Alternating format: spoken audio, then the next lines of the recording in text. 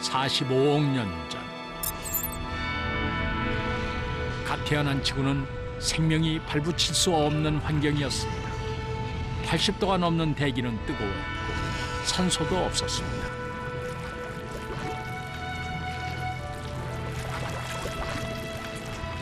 그렇게 수억 년이 흐르고 기적 같은 일이 벌어졌습니다. 지구에 최초의 생명체가 나타난 것입니다. 바다에서 시작된 일이었죠.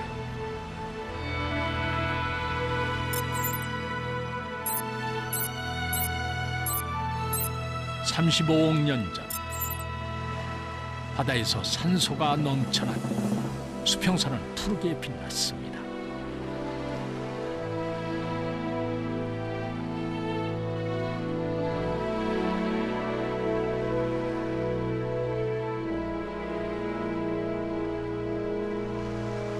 지구 최초의 생명체 스트로마톨라이트가 등장했습니다. 남조류, 즉 시아노박테리아가 모여 생성된 이 원시 생명체는 햇빛과 물로 광합성을 시작하며 산소를 뿜어냈지요. 그 덕분에 지구엔 산소가 풍부한 대기가 생겨났고 생명이 본격적으로 퍼져나갈 조건이 갖춰졌습니다.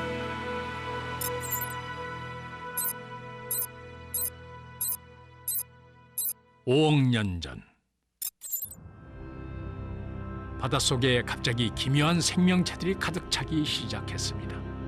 긴 척수와 무시무시한 가시들, 단단한 껍질로 무장한 이상한 동물들의 등장. 캠브리아 대폭발이라 불리는 사건이었지요. 오늘날 존재하는 동물종의 조상들도 아마 이때 나타났을 거라고 과학자들은 말합니다.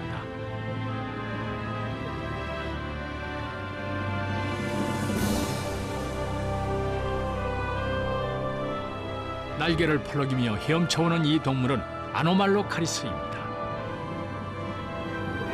1m가 넘는 아노말로카리스는 캠브리아의 바다에서 가장 크고 무서운 포식자였습니다.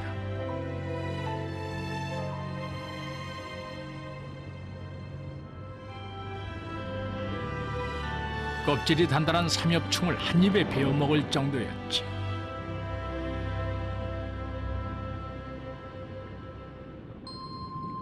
생존 경쟁이 치열해진 바다에서 생물들은 살아남기 위해 변해야 했고 그 과정에서 대단히 중요한 변화가 한 가지 일어났습니다.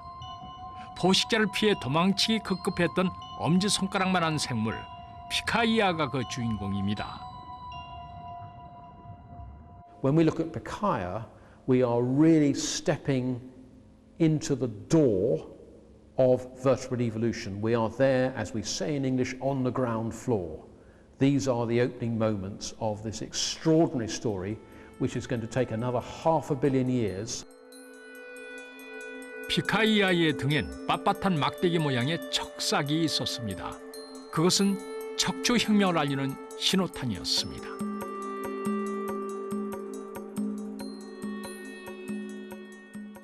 But when we look closely, we actually see that there are quite a lot of details.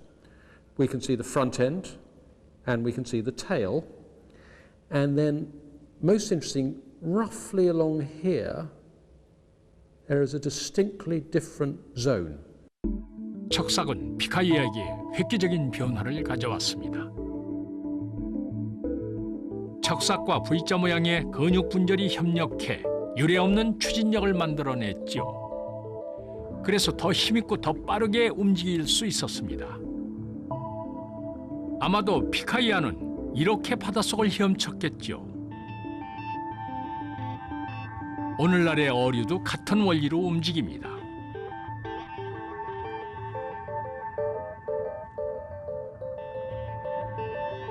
아노말로카리스는 최고의 포식자였지만 멸종했습니다. 그러나 피카이아는 살아남았죠. 눈도 보호용 껍질도 없는 약자였지만 재빨리 헤엄쳐 위험을 피할 수 있었던 것입니다. 피카이아가 남긴 유산은 그 의미가 큽니다. Once you've got a notochord, once you've got the myomeres, then you're on the way to becoming a fish. Once you're on the way to becoming a fish, you're on the way to becoming an invertebrate, And once you are on the way to becoming a vertebrate, then you're on the way to becoming us. 만약 피카이아가 멸종을 맞았다면 지구 생명의 역사는 이미 5억 년 전 바다에서 끝났을 것입니다.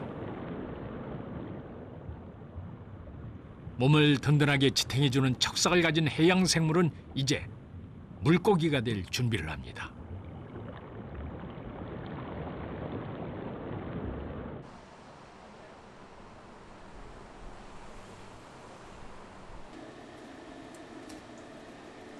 (4억 7천만 년) 전 원시적인 척삭은 완전한 척추로 발전했습니다. 인간을 포함한 모든 척추 동물의 조상은 화석으로 그 존재를 알려줍니다.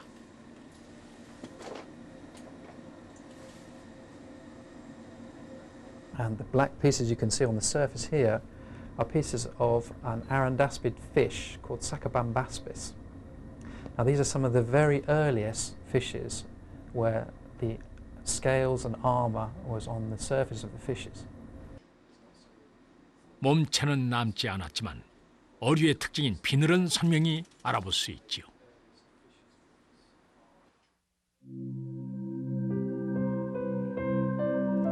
최초의 물고기 아란다스피스입니다.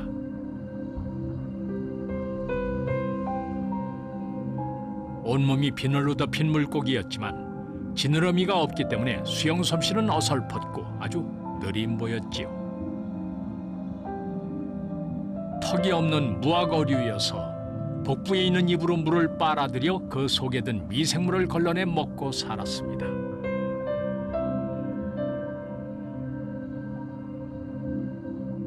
그렇게 1억 년이 지나고 새로운 물고기가 등장했습니다.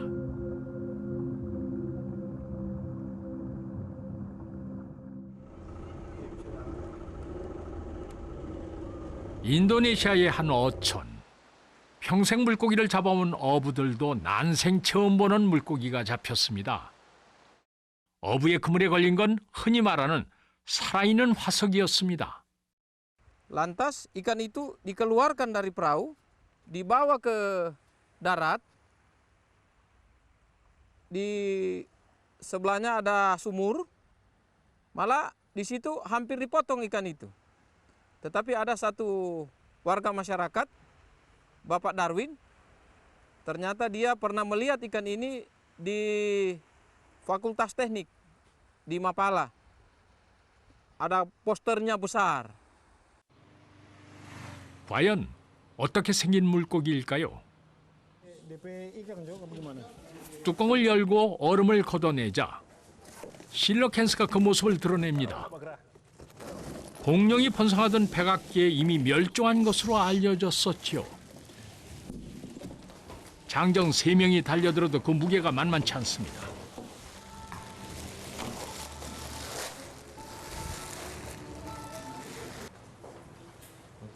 실러캔스는 크게 자라면 길이 2m에 무게는 90kg에 육박합니다.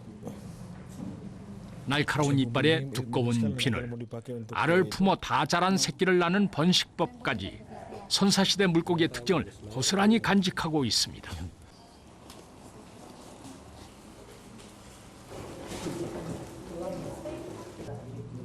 그 무엇보다 특이한 건 바로 실러캔스의 지느러미입니다. 크고 힘센 지느러미. 그것은 새로운 혁명을 예고하는 것이었지요.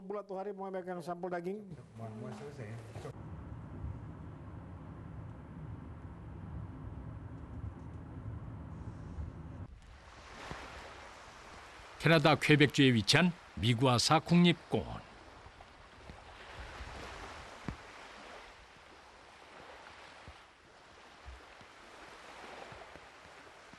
이곳 지층은 무려 3억 8천만 년 전까지 거슬러 올라갑니다. 지금은 황량한 바다까지만 수억 년 전에 이곳은 적도에 가까운 열대 지역이었고 복잡한 먹이 사슬이 존재하는 강이 흘렀죠. 이 절벽 지층엔 물고기의 대약진, 그 역사가 기록돼 있습니다.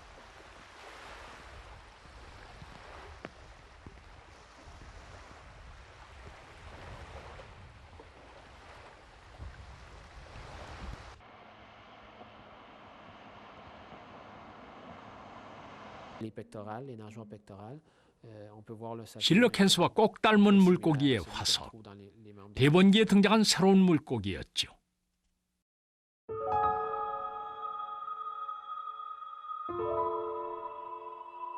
커다란 몸집에 폐로 호흡했던 흔적, 그리고 커다란 지느러미까지. 화석의 주인공은 유스테놉테론, 뛰어나게 강력한 지느러미란 뜻입니다. 이 물고기의 지느러미 안에는 이전의 물고기는 갖지 못한 그 무엇이 있었습니다. 바로 뼈입니다. We have one major element that is articulating with the shoulder girdle, and this element is the humerus. Exactly the same element that we're finding in our arm or in the arms of the earliest tetrapods. 유스테놉테론의 지느러미는 육상동물의 팔다리가 물고기에서 시작됐다는 걸 보여주는 결정적인 단서입니다. 그런데 물고기에게 왜 뼈 있는 지느러미가 필요했을까요? These most likely will be used to move in a very swampy environment, just to move among the plants. So that is giving not just a very thin fin, but that will give a very strong paddle that the animal will be able to push the plants to get into environment to find its food. 유스테놉테론은 뛰어난 수영 선수였습니다. 힘센 지느러미를 사용해 원하는 방향으로 자유롭게 움직일 수 있었죠. 또한 턱과 이빨이 잘 발달한 유능한 사냥꾼이기도 했습니다.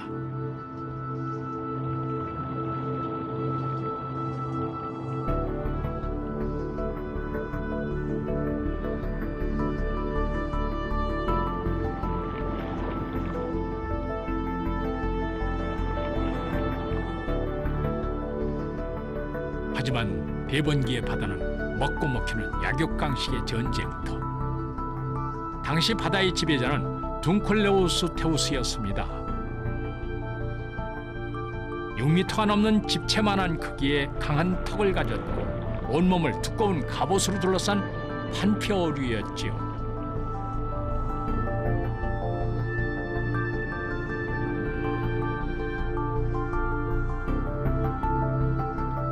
둥클레오스테우스는 칼날 같은 이빨로 유스테놉테론을 사냥했습니다.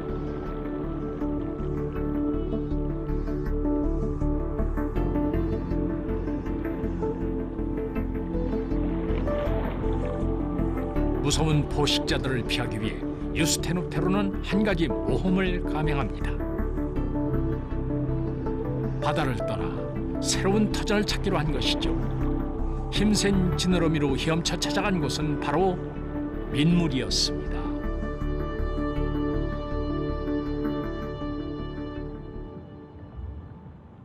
In the water, there are huge fish, some of them about 16 feet long, of all different kinds, armored fish, all kinds of predatory fish. It was a remarkable period. 3억 7천만 년 전 고생대 대번기에 육지는 기회의 땅이었습니다. 나무가 등장해 최초의 숲이 들어섰고 하천이 생겼습니다. 바다를 탈출한 물고기들은 여기서 어류의 시대를 열었습니다.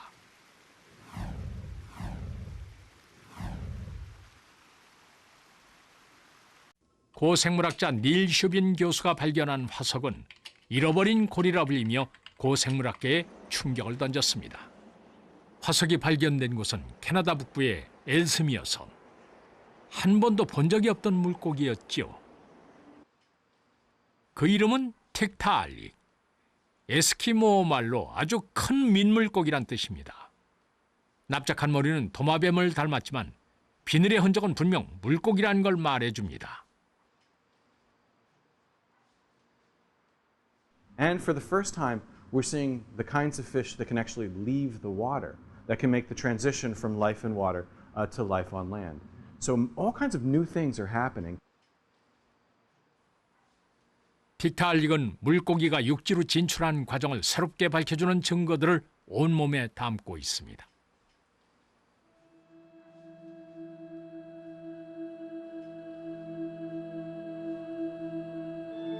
어류의 머리는 원형이지만 틱타알릭의 머리는 납작하고 눈은 위에 붙어 있죠. 주목할 점은 바로 이 부분입니다. 틱타알릭은 목을 갖고 있었죠. 이전의 어류에게는 없던 새로운 구조였습니다. 틱타알릭은 목을 돌려 머리를 상하 좌우로 자유롭게 움직일 수 있었지요. 뿐만 아니라 틱타알릭이 잃어버린 고리라 불린 가장 큰 이유는 이 지느러미 때문입니다. 유스테노테론의 지느러미보다 한층 더 정교하고 힘이 센 구조였습니다.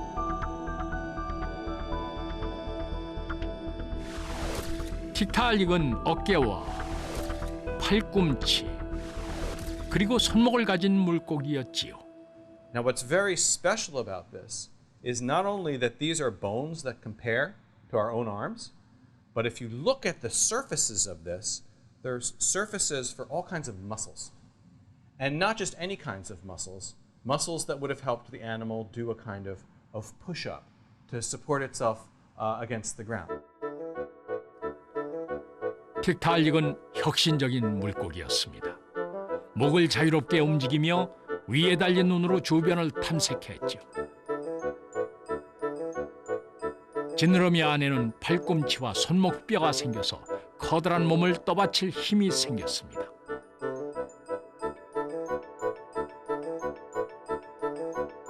물속에서 평생을 보내던 물고기의 삶은 달라지기 시작했습니다. 텅 비어있던 육지, 그 신천지로 오르기 위한 도전이 시작된 것이죠.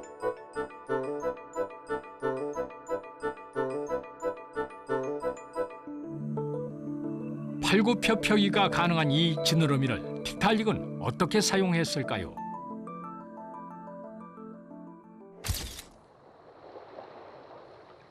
갯벌에서 살아가는 망둥어를 보면 틱타알릭의 움직임을 추측할 수 있습니다. 망둥어는 가슴 지느러미로 몸을 지탱하고 배를 밀어내 바닥을 기어다닙니다.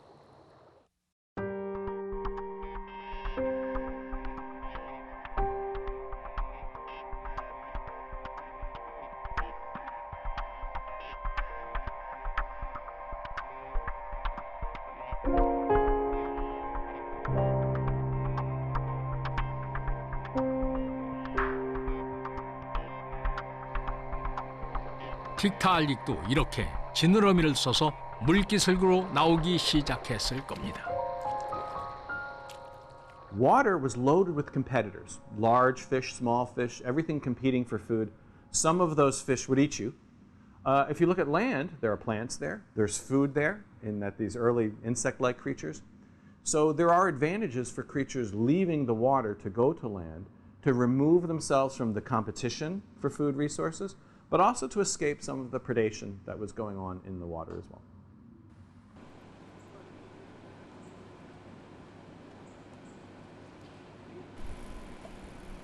물고기의 진화는 틱타알릭 이후 급물살을 타기 시작했습니다.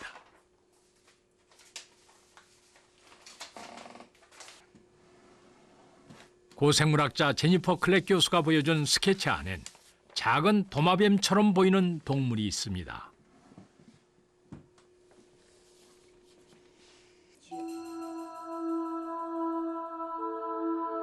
지구 생명의 역사에서 또 한 번의 터닝 포인트가 된 아칸소스 태가죠.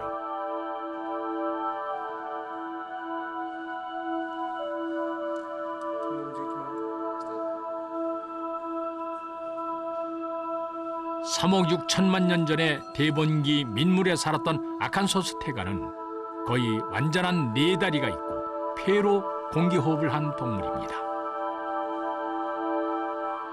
그리고 틱타알릭에 없었던 아주 특별한 것을 갖고 있었습니다.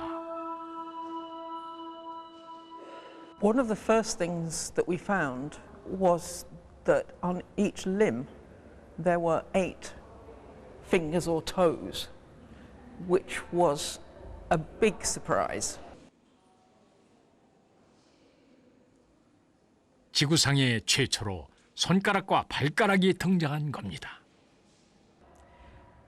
Previously, people had thought that the primitive number for fingers and toes was 5, because that's what we have. But it turns out that when tetrapods with limbs first evolved, they had more than 5.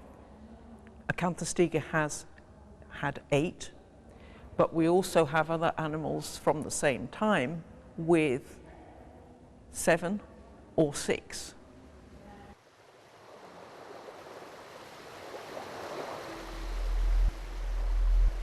대번기 후기의 얕은 물가.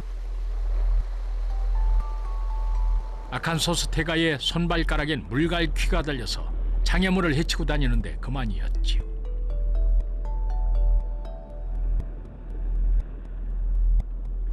숲을 사이에 매복하고 있다가 물고기를 잡아먹었던 포식자. 아가미와 폐를 동시에 갖고 있었던 아칸소스테가는 물속에서 헤엄을 치다가 드디어 육지에 첫 발을 내딛었습니다.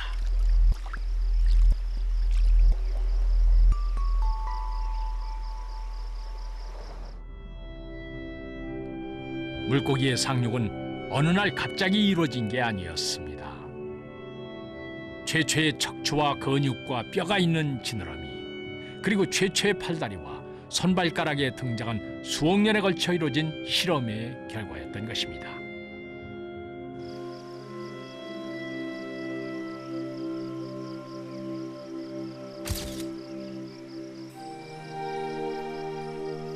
아칸소스테가 이후 다시 몇백만 년이 흘렀고 물속의 환경은 점점 더 치열해졌습니다. 이에 비해 육지는 여전히 기회의 터전이었지요. 그리고 2억 8천만 년 전 완전한 육상동물이 등장합니다. 육지의 공기만으로 호흡을 할 수 있었고 번식을 위해 물속으로 돌아갈 필요도 없는 아칸소스테가의 후손이 나타난 것입니다.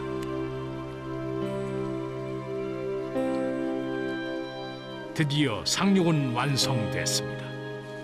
인류가 달에 첫 발을 내디딘 것과 맞먹는 역사적인 순간이었습니다.